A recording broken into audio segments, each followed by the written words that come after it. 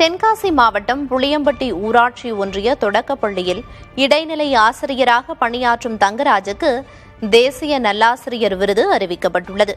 இது தொடர்பாக புதிய தலைமுறை செய்தியாளரிடம் பேசிய அவர், நல்லாசிரியர் விருதுக்கு தம்மை தேர்வு செய்த ஆசிரியர்கள் மற்றும் மத்திய மாநில அரசுகளுக்கு நன்றி தெரிவித்தார். மாணவர்களுக்கு பாடம் கற்பிப்பதோடு நிறுத்திவிடாமல் அவர்களின் தனித்திறனை கண்டறிந்து ஆசிரியர்கள் ஊக்குவிக்க வேண்டும் என்றும் அவர் கேட்டுக் கொண்டார். இவர் புதிய தலைமுறையின் நல்லாசிரியர் விருது பெற்றவர் என்பது குறிப்பிடத்தக்கது. இன்று காலை இனிப்போடு தொடங்கணும்.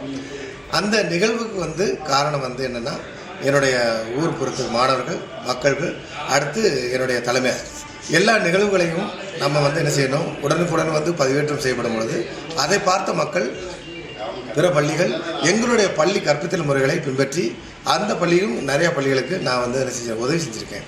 சம்பூர்ண சிக்ஷா மூலமாக நடத்த அந்த டாய் லைப்ரரி, அடுத்து ரவுண்ட் டேபிள்ஸ், இன்டராக்டிவ் போர்டு, இது போன்ற எல்லா அந்த பள்ளிக்கு தேவையான பொருட்களை நிறைய விஷயங்களை சொல்லியிருக்கோம். புதுச்சேரி மேட்டுப்பாளையம் அரசு உயர்நிலைப் பள்ளி அறிவியல் ஆசிரியர் கணேசனுக்கு மத்திய அரசின் நல்லாசிரியர் விருது அறிவிக்கப்பட்டுள்ளது. இலக்கியம், நாடகங்கள் மூலம் அறிவியல் பாடங்களை எளிய முறையில் கற்பித்ததற்காக இந்த விருது அறிவிக்கப்பட்டுள்ளது. கடந்த ஆண்டு புதிய தலைமுறை மூலம் கிடைத்த முதல் விருதே தனக்கு உத்வேகத்தை அளித்ததாக ஆசிரியர் கணேசன் மகிழ்ச்சி தெரிவித்தார். நான் பசங்களுக்கு பாடம் எடுக்க போறேன் அப்படின்ட்டு ஒரு தயாரிப்போட ஒரு வகுப்பறைக்குள்ள நுழைஞ்சேன் இல்லையா, அதுக்கு ஈடான நாள் தான் என் பேர் இந்தியாவில் 48 பேர்ல ஒரு ஆளாக தேர்ந்தெடுக்கப்பட்டிருக்கும் போது கிடைச்ச ஒரு பரிபூர்ணம்.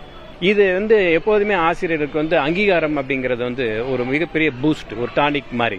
அது புதிய தலைமுறை போன வருஷம் எனக்கு கொடுத்தது ஒரு மிகப்பெரிய ஒரு என்ன சொல்றது, இட்ஸ் அ பிளெஸிங் தான். எனக்கு ஒரு ஆசீர்வாதம் மாதிரி தான் அது.